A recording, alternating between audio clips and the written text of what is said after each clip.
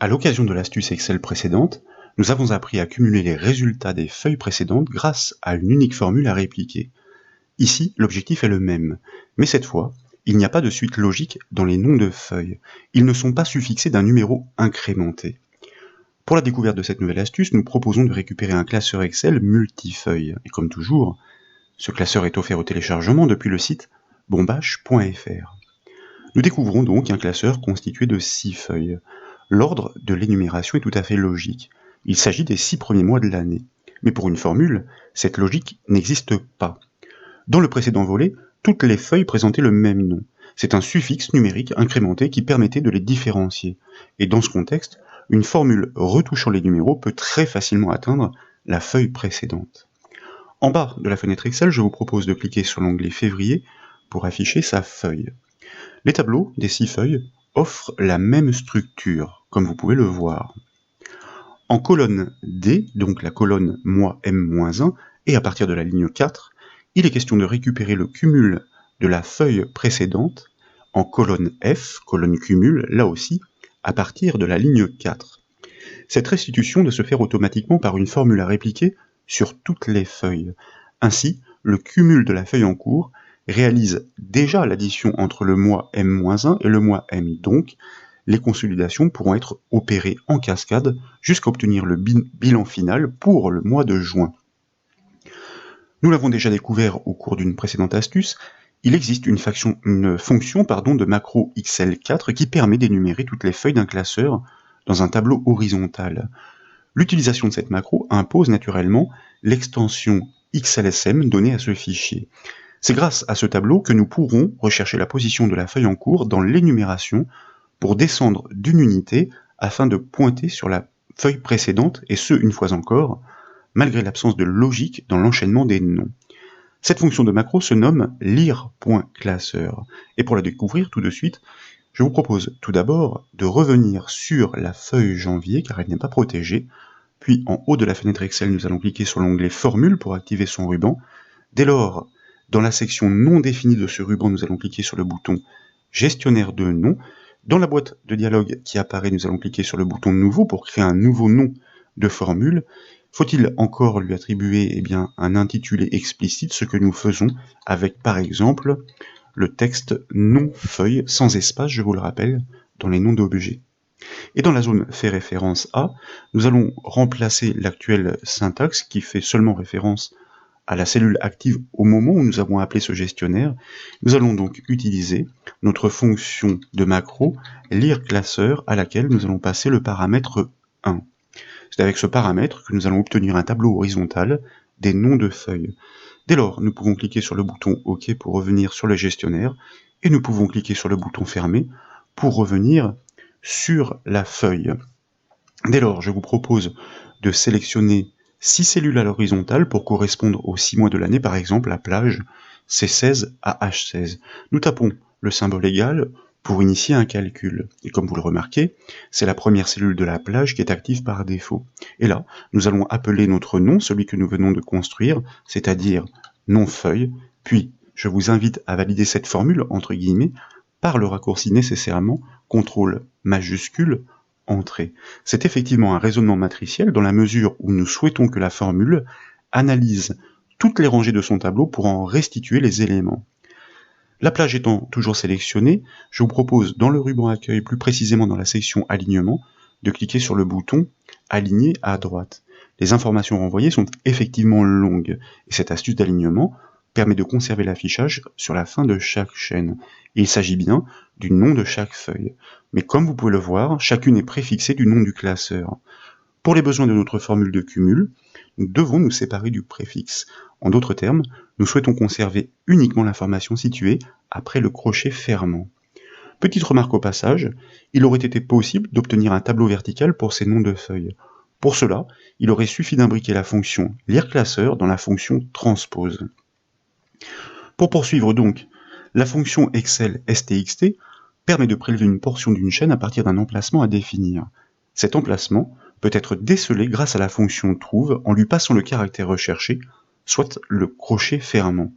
En haut de la fenêtre Excel, de nouveau, nous allons cliquer sur l'onglet Formule pour revenir sur son ruban. Nous cliquons de nouveau sur le bouton gestionnaire de nom, mais cette fois, puisque notre nom est déjà sélectionné, nous cliquons sur le bouton modifier pour pouvoir adapter la syntaxe.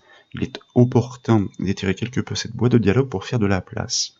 Nous cliquons dans la syntaxe après le symbole égal pour pouvoir exploiter notre fonction de découpe STXT précisément sur ce tableau des noms de feuilles, sauf que pour chaque rangée, il s'agit de déceler la position, nous l'avons dit, du crochet fermant grâce à la fonction trouve. Nous ouvrons la parenthèse, nous lui passons en premier argument et entre guillemets ce fameux crochet fermant qui doit être trouvé par cette fonction trouve dans ce même tableau.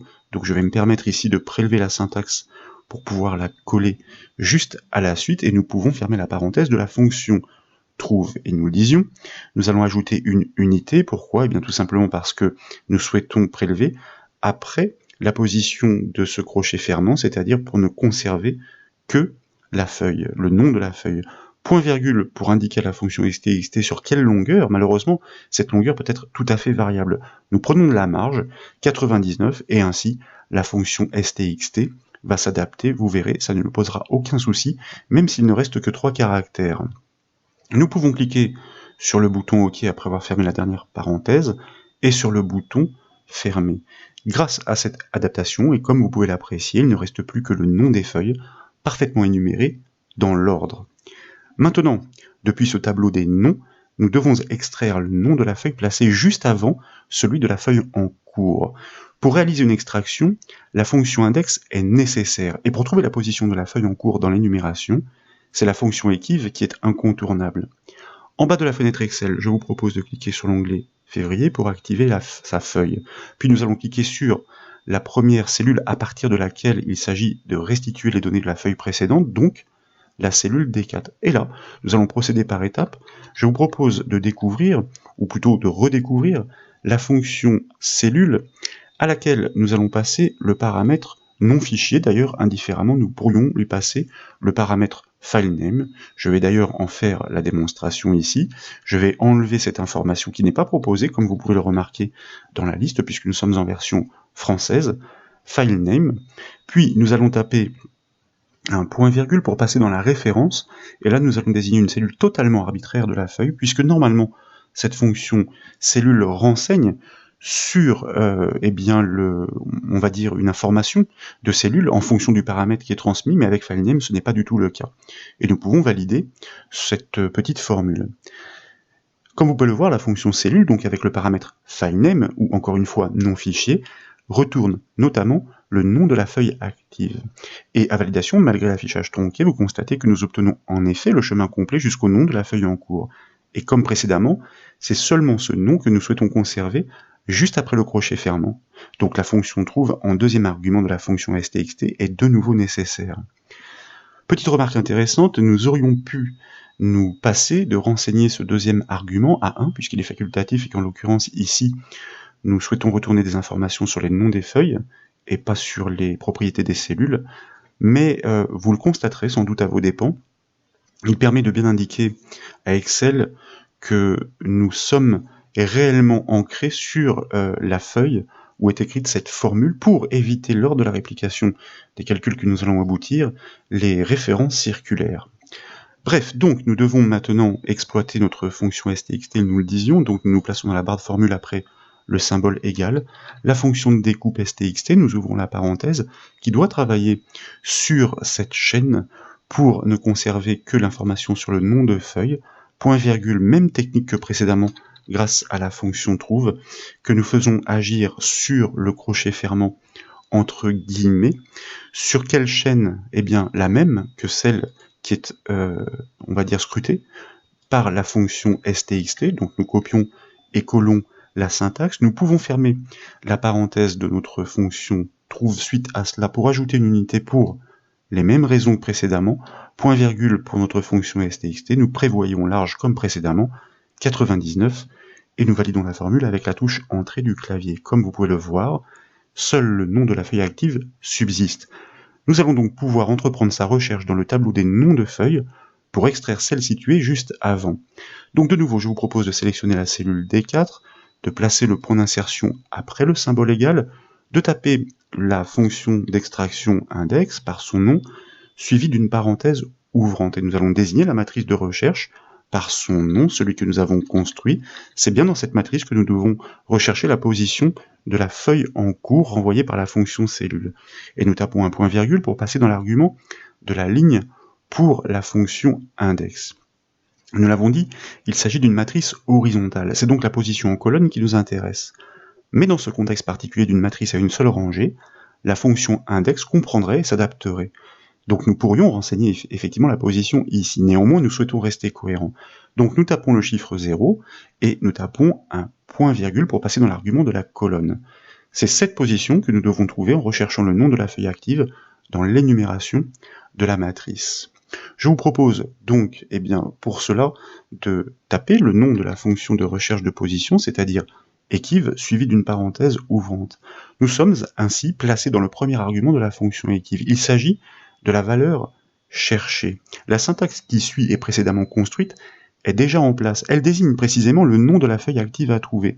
Donc nous cliquons à la toute fin de cette syntaxe après la dernière parenthèse pour y placer le point d'insertion. Nous tapons un point virgule de manière à passer dans l'argument du tableau de recherche pour la fonction equiv, comme le rappelle d'ailleurs l'infobule, et nous allons désigner ce tableau, donc de nouveau la matrice, nom feuille, par son nom précisément. L'extraction a lieu depuis cette matrice, ça nous le savons, dans la fonction index, mais la recherche du nom de la feuille active se fait également dans cette même matrice.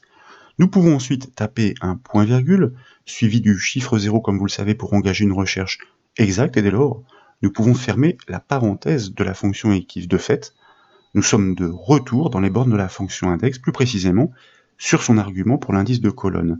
Et avant de valider cette extraction, nous devons retrancher une unité à cette position trouvée pour bien retourner le nom de la feuille précédente, ce que nous faisons en tapant -1. Et dès lors, nous pouvons fermer la parenthèse de la fonction index et valider la formule avec la touche entrée du clavier. Et comme vous le constatez, nous avons parfaitement réussi à extraire le nom de la feuille située juste avant la feuille active, janvier pour février. Donc, dans ce type de construction, l'absence de suite logique dans l'énumération des feuilles d'un classeur n'est plus un problème. Maintenant, nous allons pouvoir exploiter le fruit de cette extraction pour pointer en cascade sur les feuilles précédentes afin de rapatrier les cumuls et pouvoir consolider les résultats feuille à feuille. Mais comme vous le savez, ce nom extrait est considéré comme un texte. Pour qu'il soit considéré comme une feuille, il doit être interprété avec la fonction Excel indirecte. De retour dans la barre de formule, juste après le symbole égal, nous appelons donc notre fonction d'interprétation indirecte par son nom, puis nous ouvrons la parenthèse. Dès lors, nous cliquons à la fin de la syntaxe, c'est-à-dire après la dernière parenthèse fermante pour y placer le point d'insertion. La fonction indirecte connaît d'ores et déjà le nom de la feuille à pointer grâce à nos précédentes constructions. Maintenant, sur cette feuille précédente, nous devons cibler les cellules de la colonne F pour rapatrier les précédents cumuls dans la colonne en cours pour la feuille active sur la colonne D. Et comme vous le savez, pour descendre jusqu'aux cellules, le nom de la feuille doit être suivi d'un point d'exclamation. Il s'agit donc d'un assemblage à entreprendre. Nous ajoutons, en enfonçant la touche 1 en haut à gauche du clavier, notre symbole de concaténation, puis nous inscrivons un point d'exclamation, comme nous l'annoncions, entre guillemets. Et pour poursuivre cet assemblage, nous ajoutons de nouveau le symbole de concaténation. Par réplication à venir de la formule sur les lignes du dessous, nous devons prélever toutes les valeurs des cumuls en colonne F. Ça, nous le savons. Il n'est donc pas question de renseigner des coordonnées, statiques et précisément. C'est la fonction Excel adresse qui permet de recomposer dynamiquement les coordonnées d'une cellule de manière à ce qu'elle puisse suivre le mouvement de la formule répliquée. Donc, nous appelons cette fonction adresse suivie d'une parenthèse ouvrante pour accueillir ces arguments. Et précisément, en premier argument d'ailleurs, comme l'annonce l'infobule, nous devons lui préciser l'indice de ligne de la cellule pointée sur la feuille précédente. Et cet indice de ligne suit le même rythme que celui de la feuille en cours, au gré de la réplication une fois encore. En deuxième argument, nous devons lui préciser l'indice de colonne. Cette colonne est connue, elle est fixe quant à elle, il s'agit de la colonne F, soit à l'indice 6. Donc pour l'indice de ligne, je vous invite à appeler la fonction ligne, mais une fois n'est pas coutume, sans argument, donc nous ouvrons et fermons la parenthèse. Nous avions déjà appris cette astuce. En l'absence d'argument, la fonction ligne renvoie la position de la cellule active. Dès lors, position active, donc qui va être suivie par le calcul répliqué. Dès lors, nous tapons un point-virgule pour passer dans l'indice de colonne, et là nous le disions, nous allons donc passer le chiffre 6 pour la 6e colonne, c'est-à-dire la colonne F. Nous fermons la parenthèse de la fonction adresse, nous fermons la parenthèse de la fonction indirecte, et nous allons valider la formule, tant qu'à faire par le raccourci clavier, CTRL-Entrée. De cette façon, nous conservons active la cellule du résultat pour l'exploiter dans l'enchaînement. Et le premier résultat tombe. Il s'agit bien du premier cumul pour le mois précédent, constatez-le, 85. Donc ici, nous allons pouvoir, en scrutant quelques nombres, voir si le reste de notre importation est tout à fait cohérente. Nous double-cliquons sur la poignée du résultat, et effectivement, c'est bien le cas.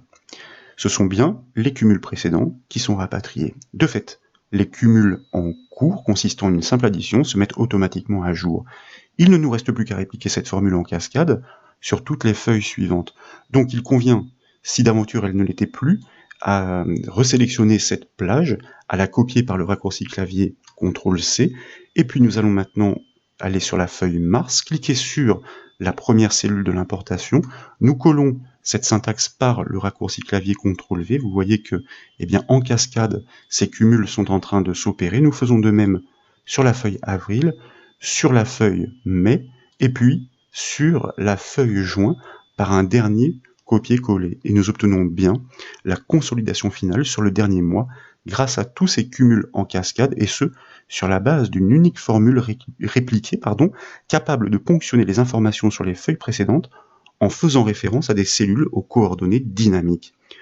Voilà donc pour cette nouvelle astuce Excel, certes un peu plus gourmande que les précédentes. J'espère quoi qu'il en soit qu'elle vous a plu. Si c'est le cas, comme toujours, je compte sur vous pour mettre un petit j'aime à la vidéo, et comme vous le savez, vous pouvez retrouver toutes les formations, mais aussi toutes les astuces sur le site bombache.fr. Je vous remercie.